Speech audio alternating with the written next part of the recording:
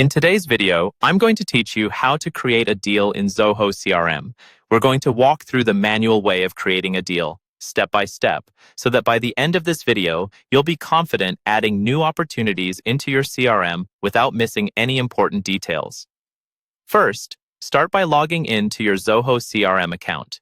Use whatever login method your organization has set up, and once you're in, you'll land on the main dashboard.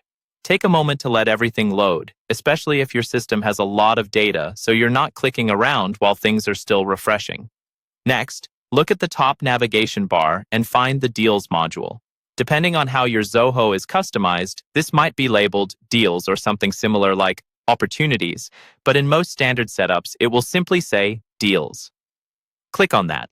This will bring you into the main Deals view, where you can see your existing pipeline, any open deals, and their current stages. Now, to create a new deal, go to the top right-hand corner of the Deals page.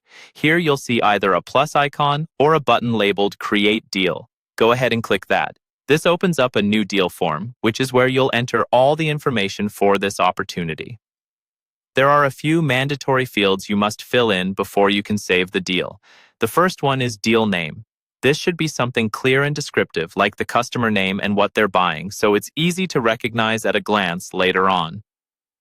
Next, choose the stage. This indicates where the opportunity currently sits in your sales process.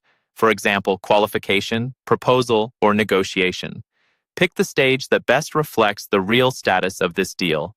Finally, set the closing date. This is your expected close date, not necessarily a guaranteed one, but it helps with forecasting and planning your pipeline. Depending on how your organization has configured Zoho CRM, you might see additional optional fields, such as amount, contact, or owner.